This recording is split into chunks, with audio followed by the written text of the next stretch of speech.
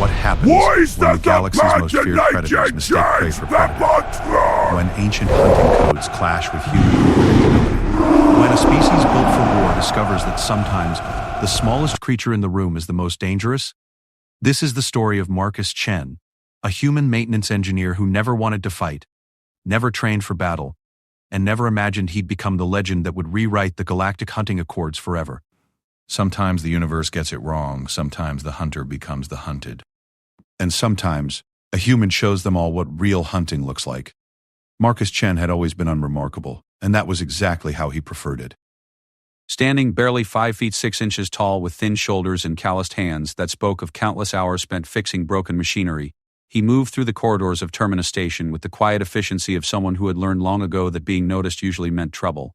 The massive space station served as a trading hub for 17 different alien species, each bringing their own customs, their own prejudices, and their own ways of looking at the newest additions to the galactic community. Humans. Most of the time, Marcus could blend into the background, just another maintenance worker keeping the environmental systems running and the artificial gravity stable. His small frame and gentle demeanor made him invisible to the towering Vorthak traders, the sleek crystalline diplomats, and especially to the apex predator species, who saw humans as nothing more than clever pets, who had somehow stumbled into space travel. Today started like any other day.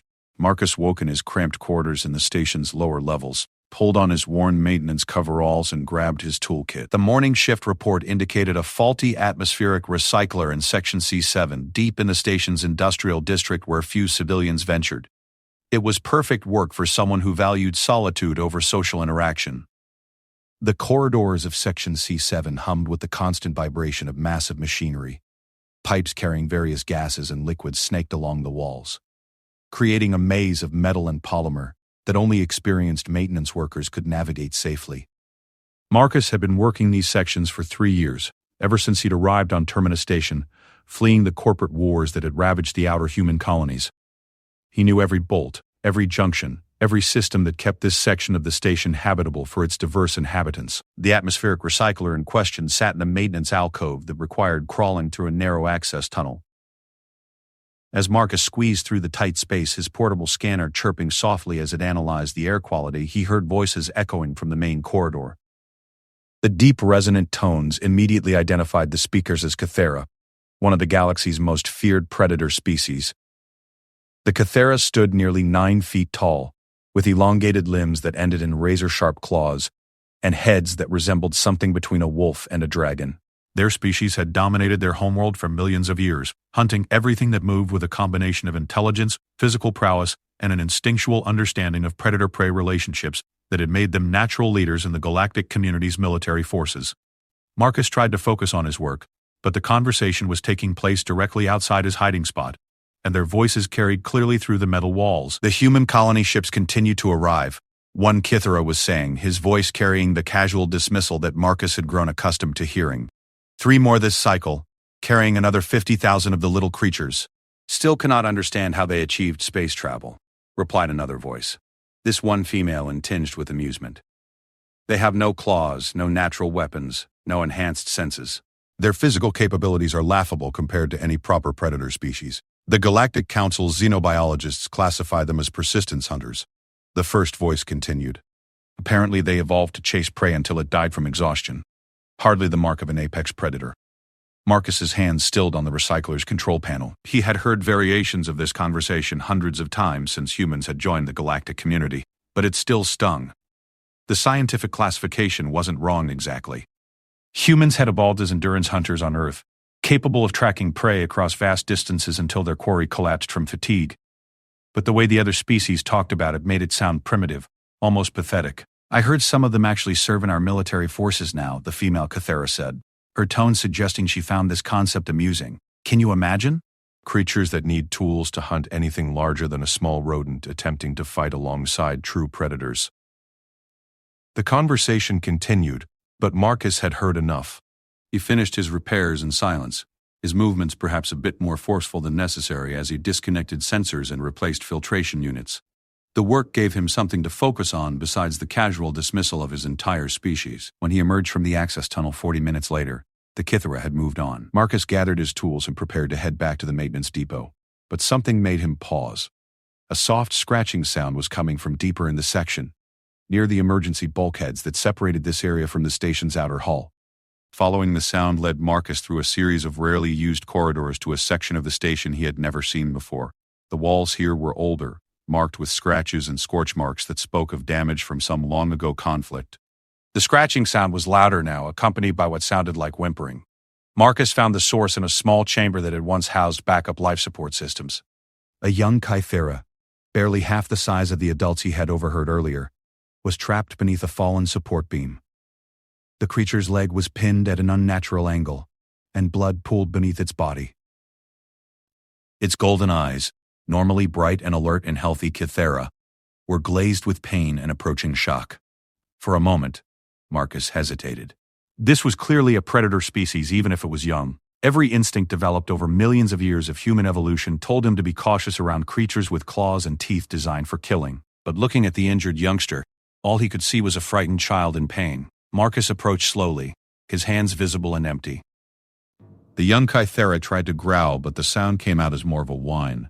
Its claws scraped weakly against the metal floor as it attempted to free itself. "Easy there," Marcus said softly, the same tone he might use with an injured animal back on Earth. "I'm not going to hurt you." The Kythera's eyes focused on him with obvious confusion. It had probably never seen a human up close before, and certainly never one who was approaching rather than fleeing.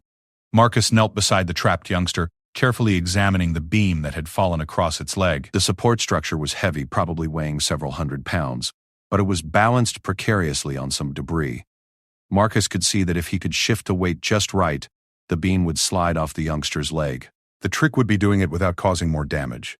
"This is going to hurt," Marcus warned, though he doubted the young Kythera understood his words. "But I need you to stay still." What happened next would puzzle Marcus for years afterward. Instead of struggling or trying to bite him, the young Kythera went completely still, its eyes fixed on Marcus's face with an intensity that seemed to see straight through him. It was as if the creature was reading something in his expression, some quality that its predator instincts recognized even if its conscious mind couldn't name it. Marcus positioned himself carefully, bracing his legs against the floor and gripping the beam at its balance point. He had spent years moving heavy equipment in zero gravity and under various atmospheric conditions. He understood leverage and momentum in ways that most people never needed to learn. With a careful application of force at exactly the right angle, the beam shifted, sliding off the youngster's leg and crashing to the floor beside them. The young Kythera let out a sound that was part relief, part pain. Its leg was badly injured but not crushed, and Marcus could see that with proper medical attention, it would heal cleanly. The real problem was getting the creature to safety before shock or blood loss became critical. Marcus looked around the chamber, noting the locations of emergency supply caches and the nearest medical station.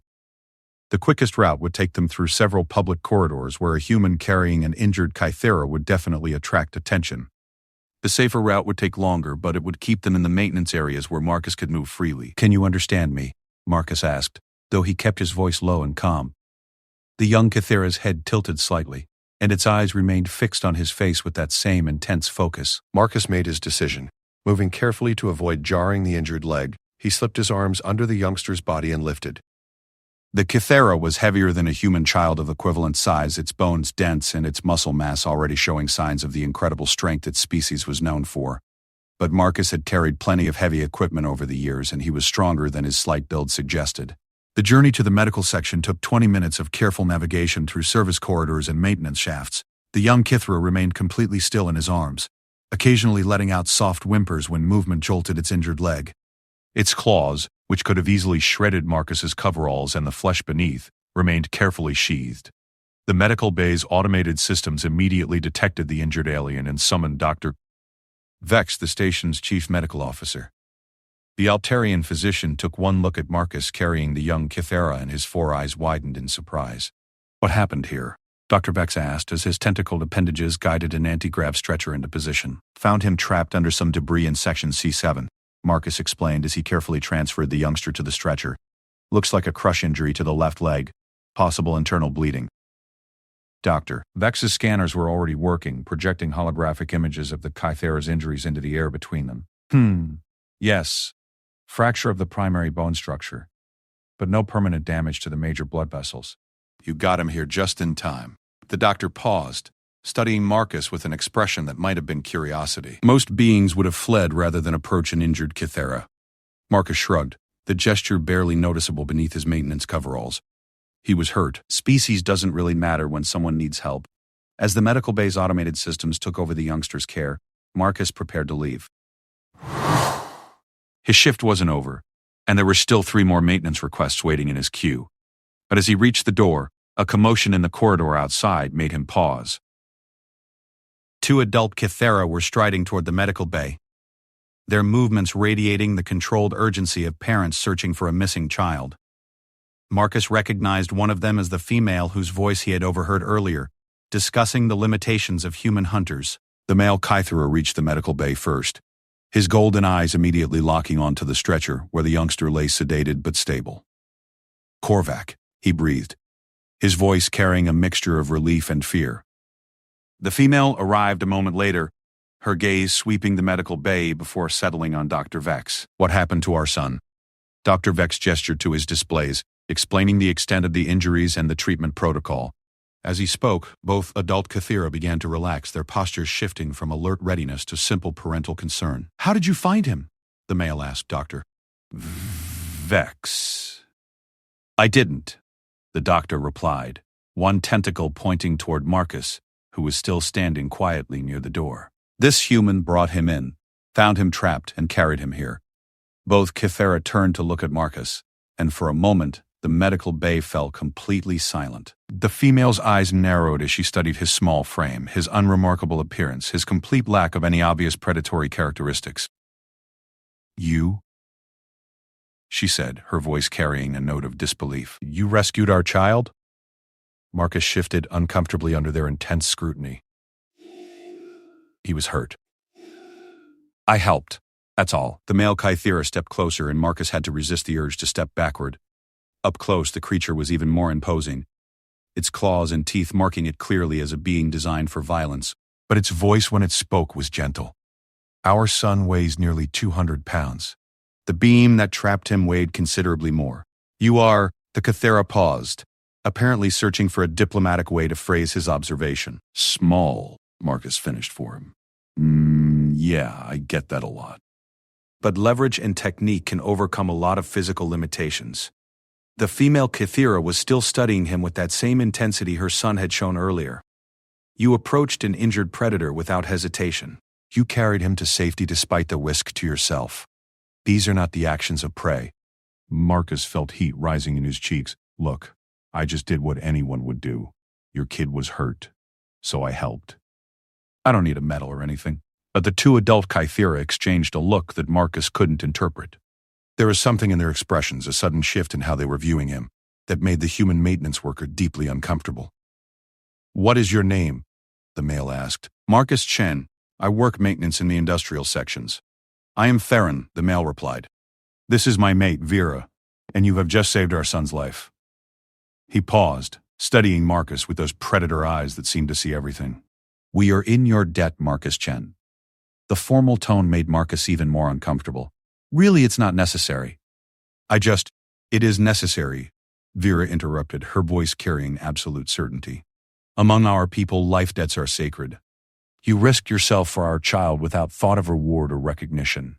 This cannot be ignored." Marcus glanced toward Dr. Vex, hoping for some kind of rescue from this increasingly awkward situation, but the Altarian physician seemed fascinated by the interaction. His 4 eyes were watching the conversation with the intensity of a scientist observing a particularly interesting experiment. "I should get back to work," Marcus said finally. "My shift isn't over, and there are other repairs waiting." Thera nodded slowly. "Of course. But understand, Marcus Chen, this matter is not closed. We will speak again." As Marcus left the medical bay, he could feel their eyes following him down the corridor.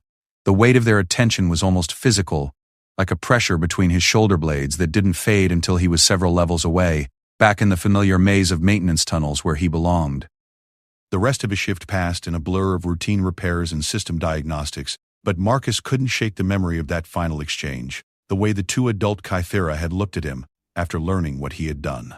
There had been something in their expressions that went beyond simple gratitude. It was as if they were seeing him clearly for the first time.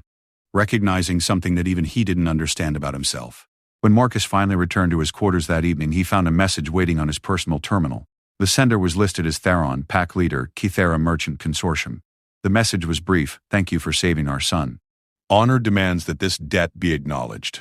We would be pleased if you would join us for the evening meal tomorrow. Deck 7, Section 12, Apartment 45. Your presence would be most welcome."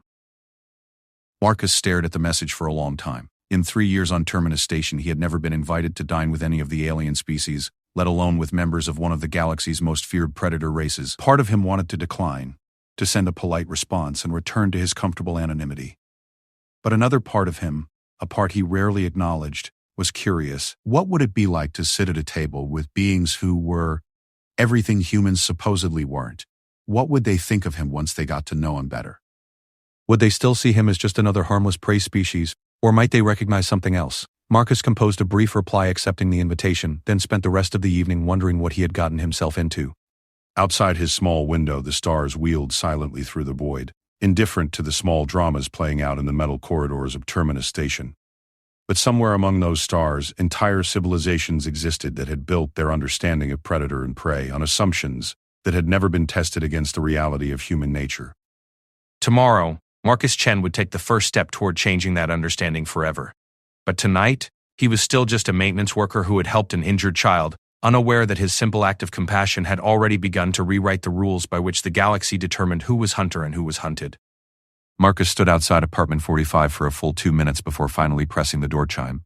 The residential section of Deck 7 was unlike anywhere else he had been on Terminus Station. Instead of the utilitarian gray walls and harsh lighting of the industrial levels, here the corridors were wider, the walls decorated with art from a dozen different worlds, and the lighting was warm and inviting.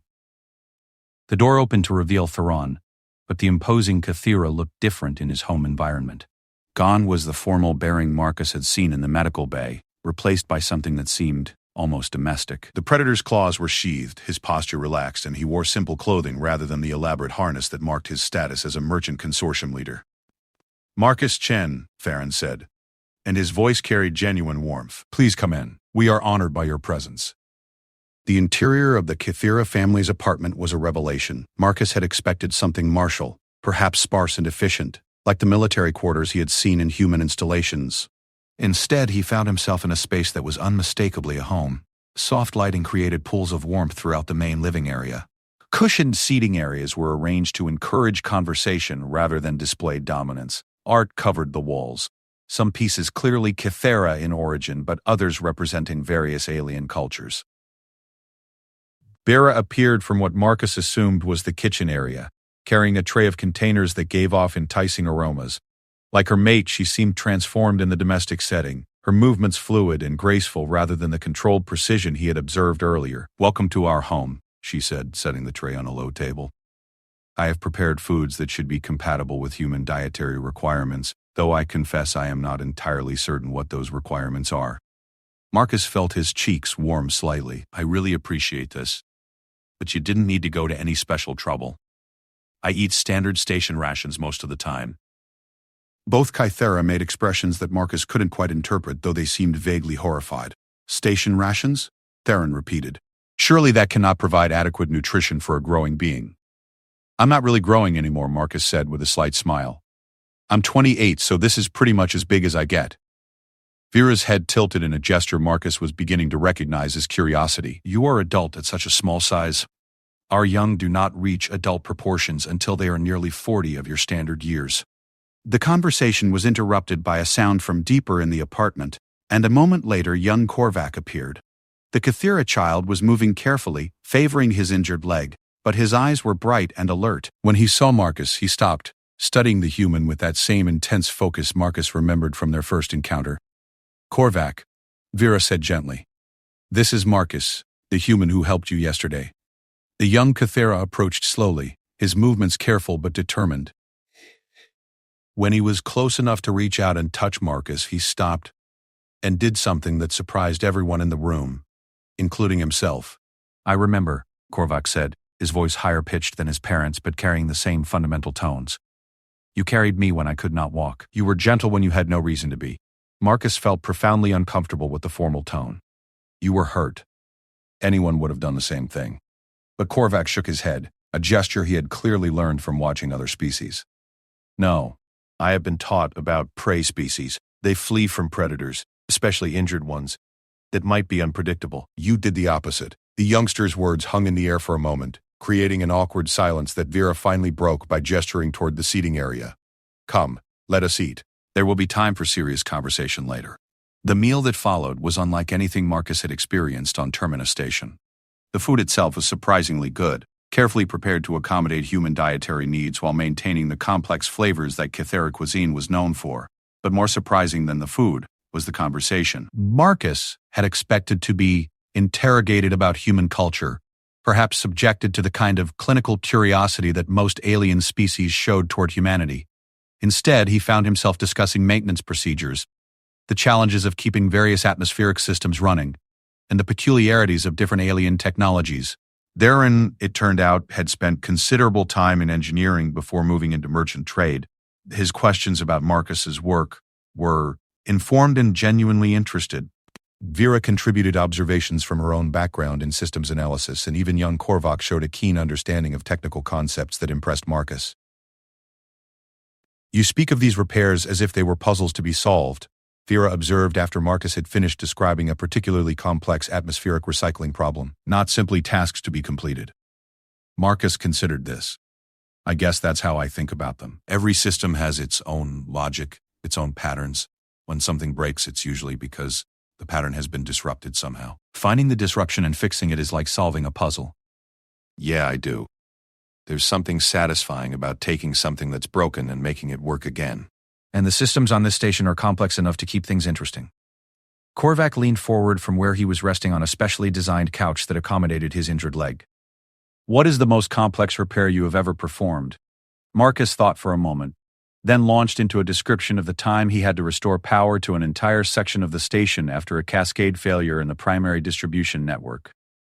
The repair had required not just technical knowledge but creative problem-solving, using backup systems in ways they were never intended to be used. As he spoke, Marcus noticed that all three Kythera were listening with an intensity that went beyond polite interest.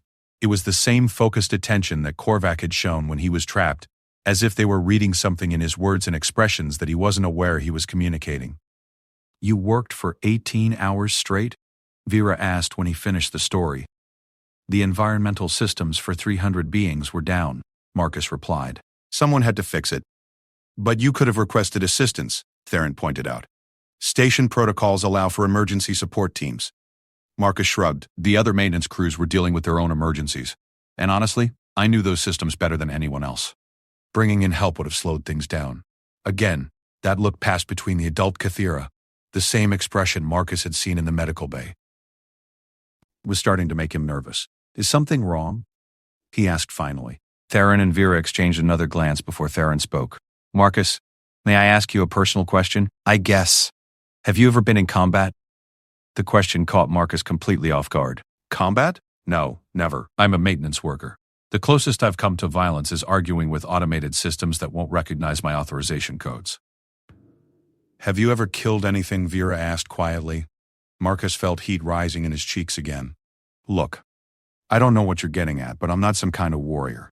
I fix things. That's what I do. But Korvac was studying him with those predator eyes. And when he spoke, his young voice carried absolute certainty. You are wrong. The words hung in the air like a challenge. Marcus looked around the room at three beings who were, by any reasonable measure, perfectly designed for violence. Their claws could shred steel, their teeth could crush bone, and their strength was legendary throughout the galaxy. And they were looking at him as if he were something he knew he wasn't. I think there's been some kind of misunderstanding, Marcus said carefully. But Theron shook his head. The misunderstanding is not ours, Marcus Chen. You saved our son, yes, but that is not why we invited you here tonight. Vera leaned forward, her golden eyes fixed on Marcus's face. This afternoon we made inquiries about you. Discreet inquiries, you understand, but thorough ones. Marcus felt a chill run down his spine. What kind of inquiries? We learned that in 3 years on this station you have solved maintenance problems that stymied teams of experienced engineers, Theron said. You have worked alone in dangerous conditions that most beings would not enter without armed escorts. You have repeatedly volunteered for the most difficult assignments, often in sections of the station that are considered hazardous. That's just work, Marcus protested. Someone has to do it. Yes, Vera agreed. But the question is why someone like you chooses to do it. A being with your technical skills could easily find safer, more profitable employment. Yet you consistently place yourself in situations that most sentients would consider extremely risky. Korvac spoke up from his couch. Tell him about the syndicate incident. Marcus frowned. What syndicate incident? Theron consulted a datapad that had been sitting on the table. 18 months ago, a group of criminals attempted to take control of the station's life support systems. They had neutralized the security forces and established themselves in the primary environmental control center. Do you remember this? Marcus nodded. The siege had lasted for nearly 6 hours, and the criminals had threatened to vent atmosphere from several residential sections if their demands weren't met. According to the official reports, Vera continued, the situation was resolved when someone accessed the environmental controls through a series of maintenance shafts and manually overrode the criminals' control programs. The identity of this person was never made public. Marcus felt his mouth go dry. The station administration wanted to keep it quiet. They said it would be better if people didn't know how vulnerable the systems really were. It was you, Korvac said. It wasn't a question. Marcus looked around the room at 3 faces that were watching him with expressions he still couldn't interpret. How did you find out? We have contacts in station security, Theron admitted. That is not the important part. The important part is what you did that day. Vera pulled up a holographic display showing the station's environmental control center. The maintenance shaft you used to reach the control room is barely large enough for a human to crawl through. The criminals had sensors monitoring all the major access routes, but they never thought to guard the service tunnels because most species cannot fit through them. And the environmental controls themselves, Theron added, are located in a section of the station that was deliberately designed to be extremely dangerous. High radiation, toxic atmosphere, temperature extremes that would kill most beings within minutes. Marcus shifted uncomfortably. I had protective gear. And I knew the systems well enough to work quickly. You were inside that environment for 47 minutes, Vera said quietly. Most species, even with protective gear, would have suffered permanent damage. But you completed your task, Korvac added, his young voice carrying a note of something that might have been awe. You crawled through spaces that no other being could navigate, worked in conditions that would have killed most sentients, and stopped criminals who had defeated the station's security forces. Marcus stood up abruptly, his discomfort finally overwhelming his politeness. I think I should go. I'm getting the feeling that you've got the wrong impression of me. But Theron stood as well, and his imposing height reminded Marcus exactly what kind of beings he was dealing with. Sit down, Marcus Chen, we are not finished. There was something in the Kithara's voice, a tone of command that seemed to bypass Marcus's conscious mind and speak directly to some deeper instinct. He found himself sitting back down before he realized he had made the decision to do so. You think we have misjudged you, Vera said. You believe that we see you as something you are not, but consider this. In 3 years, you have consistently placed yourself in dangerous situations to protect others. You have solved problems that defeated larger, stronger, supposedly superior beings. You have faced armed criminals, environmental hazards, and system failures that would challenge the bravest warriors. And you have done all of this, Theron continued, while believing that you are nothing more than a maintenance worker. While accepting the galaxy's judgment that your species is weak, harmless, fit only for simple tasks. Korvac struggled to his feet, favoring his injured leg but moving with determined purpose. May I show you something? Before Marcus could object, the young Kithara activated another holographic display. This one showed what appeared to be a combat training simulation, the kind used to test military recruits throughout the galaxy.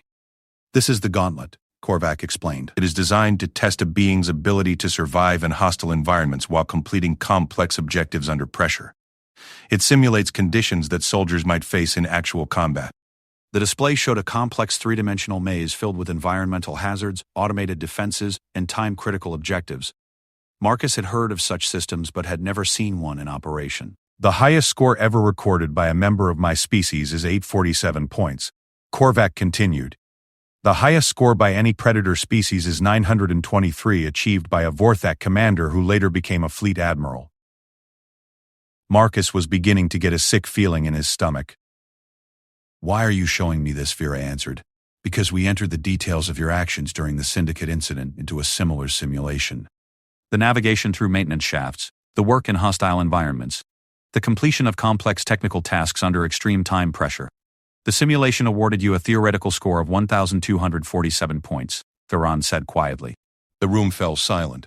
Marcus stared at the display, his mind struggling to process what he was being told. That's impossible. I'm not a soldier.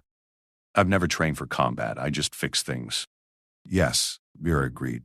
You just fix things. In environments and under conditions that would challenge the galaxy's finest warriors. Korvac deactivated the display and looked directly at Marcus. You asked if we had misjudged you. We have not. The galaxy has misjudged you. Your own species has misjudged you. But we see clearly. See what? Marcus asked, his voice barely above a whisper. You are what your people call a predator, Theron said simply. Not the kind that hunts for sport or displays dominance. The kind that hunts problems, challenges, obstacles that threaten others. You do not seek prey to kill, Marcus Chen. You seek prey to protect. The words hit Marcus like a physical blow.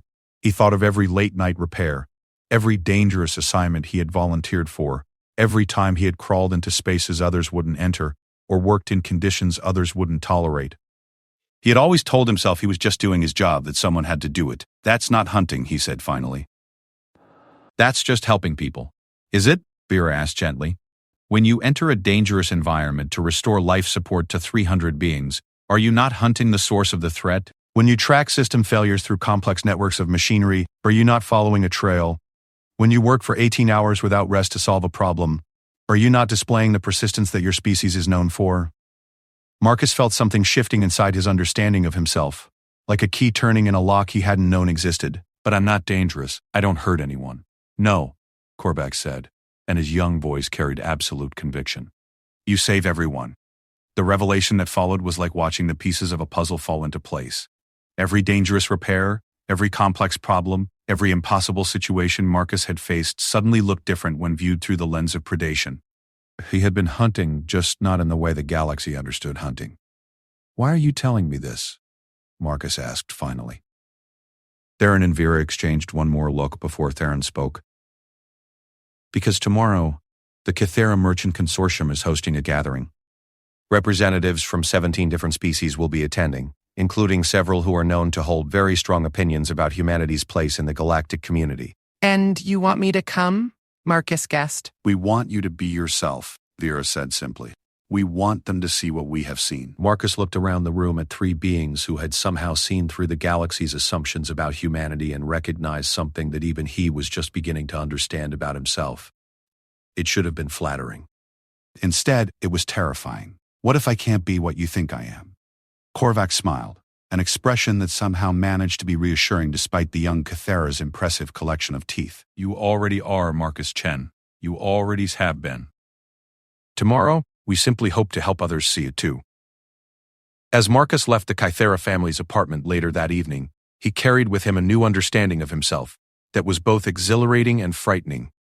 The galaxy had spent 3 years seeing him as a harmless maintenance worker, a representative of a species that had somehow stumbled into space despite their obvious limitations.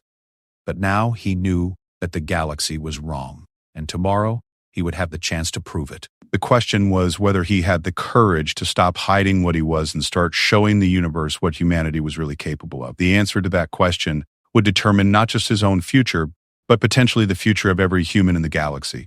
The Merchant Consortium's conference hall occupied an entire level of Terminus Station's diplomatic sector. Marcus had never been to this part of the station before, and the difference from his usual working environment was stark. Where the industrial sections were all function in efficiency, this area was designed to impress. Soaring ceilings accommodated species of various heights. Atmospheric controls maintained precise environmental conditions for different physiologies, and the lighting could be adjusted to comfortable levels for eyes that had evolved under different suns. Marcus stood at the entrance to the main conference hall wearing the cleanest civilian clothes he owned, and fought the urge to turn around and flee. Through the transparent aluminum doors, he could see representatives from more alien species than he had ever encountered in one place. The gathering was ostensibly a trade conference, but Marcus suspected that Theron and Vera had more than business on their minds when they invited him. You look like you are preparing for execution, a familiar voice said behind him. Marcus turned to find Korvac approaching, the young Kythera moving more confidently on his healing leg. Today he wore formal garments that marked his status as the son of consortium leaders, but his expression was friendly and encouraging. I don't really belong in there, Marcus said, gesturing toward the conference hall. These are important people discussing important things. I fix air recyclers. Korvac studied him with those intense predator eyes that seemed to see everything. You are afraid. It wasn't a question, and Marcus didn't bother to deny it. Yeah, I'm afraid. Your parents seem to think I'm something I'm not, and now they want me to prove it to a room full of beings who already think humans are barely qualified to clean their waste systems. Good, Korvac said, surprising Marcus. Fear means you understand the stakes. But remember what my parents told you. You do not need to become anything, you only need to be yourself.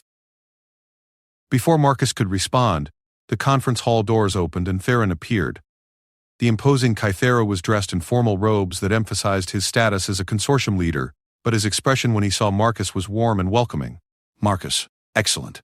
I was beginning to worry that you had reconsidered our invitation. I'm having second thoughts, Marcus admitted. Theron's expression grew serious. That is understandable. What we are asking is not trivial, but consider this. Your species has been members of the Galactic Council for 3 years. In that time, how has your status changed? Marcus thought about it. Humans were still seen as a curiosity, a species that had somehow achieved space travel, despite their obvious limitations. They served in support roles throughout the galaxy, but they were rarely given positions of real responsibility or authority. It hasn't changed much, Marcus said finally. No, Theron agreed, and it will not change unless someone demonstrates that the assumptions about humanity are wrong. Today, you have that opportunity. Before Marcus could object further, Vera appeared beside her mate. She was also dressed formally, but her attention was focused entirely on Marcus. The presentations have begun, she reported. The Altarian delegation just finished their proposal for expanded trade routes through the Vega sector. And how was it received? Theron asked. Politely, Vera said with a tone that suggested the politeness had been less than enthusiastic. Marcus looked between the two adult Kythera, trying to understand what was really happening here. This isn't really about trade, is it? The trade discussions are genuine, Theron assured him. But yes, there are other purposes to today's gathering. Vera stepped closer to Marcus, her imposing height making him feel like a child being addressed by adults. Several of the species represented here today have been questioning humanity's continued membership in the Galactic Council. They argue that your people lack the essential qualities needed for true galactic citizenship. What kind of qualities? Marcus asked, though he suspected he already knew. Strength, Korvac said, joining the conversation. Courage under pressure. God. The ability to make difficult decisions and act on them. The qualities that mark a species as worthy of respect. Marcus felt a familiar anger beginning to build in his chest. It was the same feeling he got whenever he overheard alien species discussing humans as if they were clever pets who had learned to use tools. And you think I can somehow prove that humans have those qualities? I think, Vera said carefully, that you can prove that the galaxy's understanding of those qualities is incomplete. The entrance to the conference hall suddenly filled with activity as a group of new arrivals appeared. Marcus immediately recognized them as hegemony representatives, members of one of the galaxy's most militaristic alliances. The hegemony consisted of several predator species who had formed a confederation based on the principle that might made right in galactic affairs. Leading the group was a massive Vorthak general, whose scarred hide spoke of countless battles. Behind him came a pair of razor-wing assassins, their crystalline forms glittering dangerously in the ambient light. The entire group moved with the confident precision of beings who had never met a problem they couldn't solve through the application of superior force. General Thorak, Theron said, his voice carrying formal courtesy. We are honored by your presence. The Vorthak general's attention swept over the assembled Kythera before settling on Marcus. His expression clearly showed what he thought of finding a human in such elevated company. Theron. I trust we will have time to discuss more than trade agreements today. There are pressing issues regarding the Council's membership standards. The words were delivered with casual arrogance, but Marcus caught the underlying message. This was about humanity's place in the galactic community, and General Thrak clearly felt that place was somewhere far beneath the notice of serious species. Of course, Theron replied smoothly. But first, allow me to introduce Marcus Chen. He has been instrumental in maintaining the critical systems that keep Terminus Station operational. General Thrak's gaze shifted to Marcus, and the human could practically see the dismissal forming in the Vorthak's mind. Ah yes, the maintenance workers. Essential support personnel, I am sure. The condescension in the general's tone was impossible to miss. Marcus felt his anger spike, but before he could respond, Vera placed a gentle hand on his shoulder. Marcus has agreed to share some insights about infrastructure security, she said. Perhaps you would find his perspective interesting. Perhaps, General Thrax said in a tone that suggested he would find nothing of the sort. The group moved into the conference hall, and Marcus found himself swept along despite his growing conviction that this was a terrible mistake. The main assembly area was impressive, with seating arranged in a complex pattern that accommodated different species' physical requirements while maintaining protocols for diplomatic precedence. Marcus was directed to a seat near the Kythera delegation, placing him uncomfortably close to the center of attention. Around the room, he could see representatives from species he recognized and several he didn't. The diversity was stunning, but so was the way they looked at him. Most showed polite curiosity, but several displayed the same dismissive attitude as General Thrax. The first hour of the conference proceeded exactly as Marcus had expected. Trade proposals were presented, debated and refined, with the kind of diplomatic precision that made his head ache. He found himself wondering what he was supposed to contribute to discussions about shipping routes and resource allocation agreements. Then General Thrax stood up. Before we proceed further with these commercial arrangements, the Vorthak said, his voice carrying easily through the chamber's acoustic systems, I believe we should address a more fundamental issue. A subtle tension filled the room. Marcus noticed that several species representatives were suddenly paying much closer attention. The hegemony has concerns about the current composition of the Galactic Council, General Thrax continued. Specifically, about the wisdom of granting full membership to species that have not demonstrated the essential qualities required for galactic leadership. A murmur of conversation rippled through the chamber. Marcus didn't need to guess which species the general was referring to. The galaxy is a dangerous place, General Thrax said, beginning to pace in the space between the seated delegations. It requires beings of strength, courage, and decisive action. Species that can be relied upon in times of crisis, that can make difficult choices and stand by them. Marcus felt every alien eye in the room tracking to him, and his face burned with embarrassment and anger. He was being used as an example, a representative of humanity's supposed inadequacy. General Thrax raises valid concerns, said another voice. This one belonging to a crystalline ambassador, whose translucent form refracted the chamber's lighting into complex patterns. The recent expansion of council membership has perhaps been too generous in its inclusivity. Indeed, added a third voice from the Altarian delegation, some species may have achieved space travel without developing the qualities necessary for true galactic citizenship. Marcus looked toward Theron, expecting to see some sign of what he was supposed to do. But the Kythera leader was watching him with an expression of calm expectation, as if everything was proceeding according to plan. General Thrax had stopped pacing and was now facing directly toward Marcus. Take humanity, for example. Undoubtedly clever in their way, certainly capable of technical innovation. But when faced with true challenges, with situations requiring real courage and strength, what do they offer? The question hung in the air like a challenge. Marcus felt something crystallizing in his chest, a cold anger that was different from the frustrated embarrassment he had felt earlier. This was the same dismissive attitude he had endured for 3 years, but now it was being delivered as formal diplomatic policy in front of representatives from across the galaxy. I wouldn't know, Marcus said, his voice carrying clearly through the chamber's acoustics despite his attempt to speak quietly. General Thrax's attention focused on him with predatory intensity. I beg your pardon? Marcus stood up, his movement drawing attention from every being in the room. I said I wouldn't know. I'm just a maintenance worker who fixes air recyclers. Exactly my point, General Thrax said with satisfaction. When the galaxy needs leadership, humanity offers technicians. Something snapped inside Marcus like a wire that had been under tension finally reaching its breaking point. The anger he felt wasn't just personal anymore. It was for every human who had been dismissed as inadequate, every member of his species who had accepted the galaxy's judgment that they were somehow lesser beings. You want to know about leadership? Marcus said, his voice growing stronger. Let me tell you about leadership. The room fell completely silent. Even General Thrax seemed surprised by the human's sudden change in demeanor. 18 months ago, armed criminals took control of this station's life support systems, Marcus continued, taking a step forward. Your precious hegemony security forces were neutralized within the first hour. The criminals had weapons, training, and a plan that had defeated every conventional response. Marcus looked around the room, meeting the eyes of beings who had been dismissing him moments before.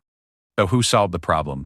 Which of your superior predator species stepped up to save 300,000 innocent lives? General Thrax's expression had shifted from dismissive to alert. The situation was resolved through negotiation, as I recall. No, Marcus said, his voice carrying absolute certainty. It was resolved by a human maintenance worker who crawled through spaces your species couldn't fit through, worked in environments that would have killed your soldiers, and completed technical tasks that your military engineers couldn't understand. The silence in the room was complete now. Marcus could feel the attention of every being present focused on him with laser intensity. You want to talk about courage? Marcus continued, warming to his subject. Every day, beings like me go into dangerous places, work with systems that could kill us if we make a mistake, solve problems that would challenge your best military minds. We do it because it needs doing, because other people are depending on us. He turned to face General Thrak directly. You think courage means fighting wars and conquering enemies, But real courage is putting yourself at risk for people you've never met, solving problems that no one else can solve, doing whatever it takes to protect others even when there's no glory in it. Maintenance work, General Thrak said dismissively, but there was less certainty in his voice than before. No, Marcus replied. Hunting. The word seemed to echo in the chamber. Marcus could see confusion on many faces, but understanding was beginning to dawn on others. My species evolved as persistence hunters, Marcus said, his voice growing stronger with every word. We didn't have claws or fangs or natural weapons, so we developed something better. We developed the ability to track our prey across impossible distances, to solve problems that seemed unsolvable, to never give up no matter how difficult the challenge became. He gestured around the room. You think we hunt animals for food? But you're wrong. We hunt problems. We hunt failures. We hunt dangers that threaten people we care about. And we never stop hunting until the threat is eliminated. Marcus could see that his words were having an impact. Representatives who had been dismissive minutes before were now watching him with something that looked like respect, or at least serious consideration. You want an example? Marcus asked. Fine. 3 months ago, the primary fusion reactor for Sector 7 began showing signs of cascade failure. The automated safety systems couldn't identify the problem. Your engineers ran diagnostics for 6 days without finding the source. Do you know what would have happened if that reactor had failed? Catastrophic explosion, said the crystalline ambassador quietly. Approximately 40,000 casualties. So they brought in a human maintenance worker, someone who had never been trained on military-grade fusion systems, who had no formal engineering education, who was supposedly too primitive to understand advanced technology. Marcus looked around the room, meeting as many alien eyes as he could. It took me 14 hours. 14 hours of crawling through maintenance shafts, analyzing systems that could have killed me instantly if I made a mistake, following traces of evidence that led through 17 different subsystems. And you found the problem? General Thrak asked, and for the first time, his voice carried genuine curiosity rather than dismissal. I found the problem. A microscopic flaw in a secondary coupling that was creating harmonic resonances in the primary containment field, the kind of problem that only shows up under very specific conditions, the kind of thing you'd never find unless you were willing to track down every possible cause, no matter how unlikely. Marcus paused, letting his words sink in. Your engineers had the same information I did. They had better tools, better training, more experience. But they didn't find the problem because they weren't hunting it. They were just analyzing data. The chamber remained silent for a long moment. Then Vera spoke, her voice carrying clearly through the acoustic systems. Tell them about the Syndicate incident. Marcus felt a moment of hesitation, but then he saw the expectant faces around him and realized that this was his chance to change how the galaxy saw his species. Not just for himself, but for every human who would come after him. The criminals had taken hostages, Marcus began. 300 civilians in the residential sectors. They controlled life support, gravity, atmospheric pressure. They had sensors monitoring every major access route, weapons covering every approach. Your security forces were completely neutralized. General Thrak leaned forward slightly. Continue. So I went hunting, Marcus said simply. Not for the criminals directly, but for a way to reach them. I studied the station's schematics, analyzed their sensor coverage, identified the one route they couldn't monitor because they thought no one could use it. The maintenance shafts, the crystalline ambassador said. Too small for your species, Marcus agreed. But exactly the right size for a persistence hunter who was willing to crawl through 3 kilometers of service tunnels, past emergency bulkheads that could have sealed at any moment, through sections of the station that were never meant for living beings. Marcus could see that he had the room's complete attention now. Even General Thrak was listening with obvious interest. It took me 6 hours to reach the Environmental Control Center. 6 hours of moving through spaces where I could barely turn around. where a single wrong turn would have left me lost in a maze of tunnels that stretched throughout the station. And once you reach the control center, Thea prompted. I had to disable their control systems while they were actively using them, without triggering any of their security protocols, while working in an environment filled with toxic gases and radiation that would have been lethal to most species. Marcus paused, remembering the intensity of those moments. I was in there for almost an hour. 1 hour, in an environment that would have killed most beings in minutes. Working on systems I had never trained on, under pressure that should have made precision work impossible. But you succeeded, General Thrax said. I succeeded, Marcus confirmed. Because I wasn't thinking like a soldier or an engineer. I was thinking like a hunter. I tracked the problem to its source. I adapted to conditions that should have been impossible. And I never stopped pursuing my prey until I had eliminated the threat. The chamber fell silent again, but it was a different kind of silence than before. Marcus could see alien minds processing what he had told them, reconsidering assumptions that had seemed obvious just minutes earlier. Finally, General Thrax spoke. You present an interesting perspective on human capabilities, but surely these are isolated incidents, exceptional cases that do not represent your species as a whole. Marcus felt a smile tugging at the corners of his mouth. It wasn't a pleasant expression. General, how many humans do you personally know? The Vorthak general paused, clearly considering the question. I have encountered several in various support roles. Support roles, Marcus repeated. Like maintenance, logistics, technical services. The kind of work that keeps your fleets operational, your stations habitable, your equipment functional. Essential services certainly. And in your experience, have these humans been competent in their duties? Another pause. Generally, yes. Human technical personnel have proven to be reliable. Marcus's smile grew wider. Reliable. That's an interesting word, General. Would you say that reliability in dangerous, complex technical work might require some of the same qualities you associate with military leadership? He could see the trap closing, but General Thrax was committed now. I suppose there could be some similarities. So let me ask you this, Marcus said, moving closer to the center of the chamber. When you need your weapon systems maintained, who do you trust to do the work? When you need life support systems repaired in the middle of a battle, who do you call? When you need someone to crawl into damaged sections of your ships and fix critical systems while under enemy fire, which species do you rely on? The silence stretched out uncomfortably. Marcus could see the realization dawning on faces throughout the chamber. You rely on humans, Marcus said softly. The same supposedly primitive, weak, inadequate humans that you think aren't qualified for galactic leadership. You trust us to keep your ships operational, your stations habitable, your equipment functional. You trust us to work in dangerous conditions, to solve complex problems, to never give up when lives are at stake. Marcus looked directly at General Thrax. You've been using human persistence hunters for 3 years, General. You just called us something else. The impact of his words was visible throughout the chamber. Representatives who had been dismissive of humanity minutes before were now looking thoughtful, reconsidering assumptions they had held for years. But Marcus wasn't finished. The anger that had been building inside him for 3 years was finally finding an outlet, and he intended to make the most of it. You want to know what real predator behavior looks like? He asked the assembled delegates. It's not about having the biggest claws or the sharpest teeth. It's about never giving up. It's about tracking your prey until it has nowhere left to run. It's about adapting to any environment, overcoming any obstacle, solving any problem that stands between you and your goal. Marcus gestured toward the viewing ports that showed the stars beyond the station. There are humans working right now in every corner of this galaxy. On ships, stations, colonies, research facilities. They're maintaining the systems that keep your civilizations running, solving problems that your experts can't handle, doing work that's too dangerous or too complex for anyone else to attempt. His voice grew stronger, carrying the conviction that came from years of suppressed pride in his species. And they're doing it because that's what humans do.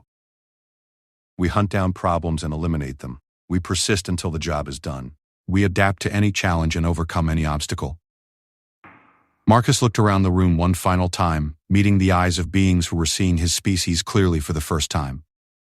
You asked what humanity offers the galaxy, he said. We offer the one thing that no amount of physical strength or natural weapons can replace. We offer the absolute certainty that no matter how difficult the challenge, no matter how dangerous the environment, no matter how impossible the task seems, we will never stop hunting until we find a solution. The chamber remained silent for a long moment after Marcus finished speaking. Then, Slowly, General Thrak began to nod. I believe, the Vorthak general said carefully, that we may need to reconsider some of our assumptions about human capabilities.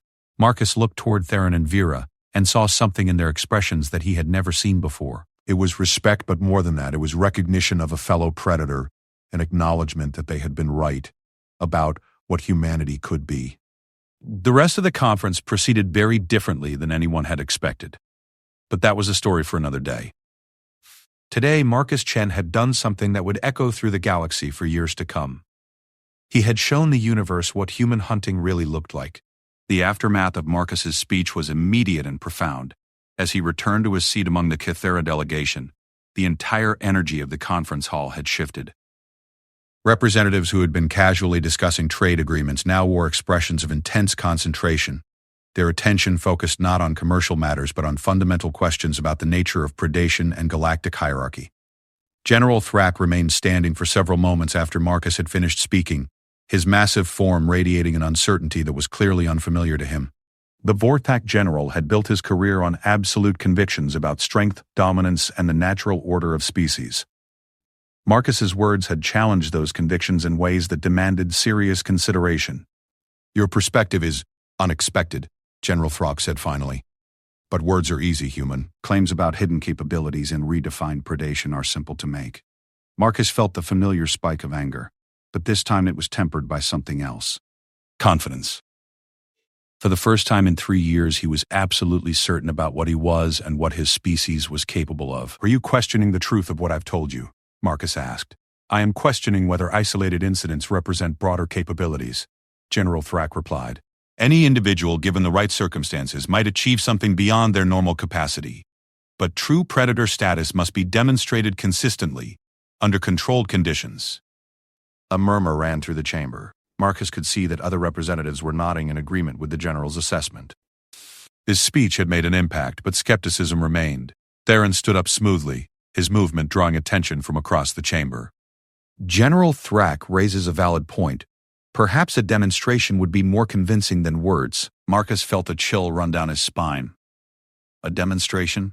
He looked toward Vera, hoping for some indication of what was being planned, but the female Kythera's expression was unreadable. What kind of demonstration? The crystalline ambassador asked. Her translucent form shifting colors and what Marcus had learned indicated curiosity. This station contains training facilities used by various species for military and technical education, Theron replied. Complex simulation environments designed to test problem-solving abilities under pressure. General Thrak's posture straightened with obvious interest. The gauntlet protocols. Precisely, Vera said, standing to join her mate. Each species represented here has used these facilities to assess their own personnel. We have comprehensive data on performance standards across multiple predator species. Marcus began to understand where this was leading, and his confidence started to evaporate. Wait a minute! Are you suggesting that I should run some kind of military assessment? Not military, Korvac said from where he sat nearby, his young voice carrying surprising authority. The protocols can be configured for any type of challenge: engineering problems, environmental hazards, system failures, the kind of situations that maintenance personnel encounter regularly. Marcus looked around the chamber at alien faces that were watching him with expressions ranging from curiosity to skepticism to anticipation. He was being maneuvered into something, but he couldn't see a way out that wouldn't confirm every negative assumption about human capabilities. I'm not a test subject, he said firmly. No, General Thrak agreed. You are a representative of your species making claims about capabilities that could fundamentally alter our understanding of galactic hierarchies. Such claims require substantiation. The Vorthak general stepped closer to Marcus, his imposing height making the human feel like a child being challenged by an adult. Unless, of course, you are unwilling to demonstrate the hunting prowess you claim to possess. The challenge was unmistakable. Marcus could feel the weight of attention from every being in the chamber, and he understood that his response would be seen as representing not just himself but all of humanity. What exactly would this demonstration involve? He asked carefully. Theron activated a holographic display that showed the station's training facilities. The simulation can be programmed to present a complex technical crisis requiring immediate resolution. Environmental hazards, system failures, time pressure, limited resources. The kind of scenario that would test every ability you have claimed to possess. Marcus studied the display, noting the complexity of the simulated environments. They were designed to push beings to their absolute limits, testing not just technical knowledge but adaptability, courage, and determination under extreme pressure. And if I refuse, then we return to the status quo, Vera said quietly. Humanity remains a junior member of the galactic community, valued for technical support but not considered capable of true leadership. And if I fail? General Thrax smiled, an expression that was more intimidating than reassuring. Then we have definitive proof that human capabilities have been accurately assessed. Marcus looked toward Korvac, who was watching him with those intense predator eyes that seemed to see everything. The young Cathera nodded slightly, a gesture of encouragement that somehow conveyed absolute confidence in Marcus's abilities. How long do I have to prepare? Marcus asked. Preparation would invalidate the assessment, General Thrax said immediately. True predator capabilities must be demonstrated under spontaneous conditions. Marcus felt his mouth go dry. He was being asked to stake humanity's reputation on his ability to solve unknown problems in an unfamiliar environment with no preparation or support. It was either a disaster waiting to happen or exactly the kind of challenge that humans were uniquely equipped to handle. What are the performance standards, he asked. Theron consulted his datapad. Completion of primary objectives within allocated time parameters. Successful navigation of environmental hazards. Demonstration of adaptability when initial approaches prove inadequate. And the scoring system? Points awarded based on efficiency, creativity, and successful resolution of critical challenges, Vera explained. Deductions for unnecessary risks, resource waste, or failure to complete essential tasks. Marcus looked around the chamber one more time. Every alien face was watching him, waiting for his decision. He thought about 3 years of casual dismissal, 3 years of being treated as a clever technician rather than a capable being. He thought about every human working throughout the galaxy who deserved to be seen as more than support personnel. Fine, he said, but I have conditions. General Thrax's expression showed surprise. You are in no position to negotiate conditions. I'm in the perfect position, Marcus replied. You need me to do this more than I need to prove anything to you. So either you accept my conditions, or I walk out of here and you spend the next decade wondering if you missed the chance to discover something important about human capabilities. The audacity of his response seemed to catch everyone off guard. General Thrax was clearly accustomed to beings who deferred to his authority, not maintenance workers who made demands. What conditions? Theron asked, his tone suggesting genuine curiosity. First, the scenario has to be realistic. No artificial challenges designed to test specific species' advantages. Real problems of the type that actually occur in space environments. Acceptable, Vera said immediately. Second, I want full access to standard maintenance equipment and tools. Nothing exotic, nothing I wouldn't normally have available. Also acceptable, General Thrax agreed. Third, I want the scoring criteria made public before I begin. No subjective assessments or moving goalposts. Reasonable, the Crystalline ambassador noted. Marcus paused, thinking. There was one more condition he wanted, but he wasn't sure how to phrase it without sounding arrogant. And fourth, Theron prompted.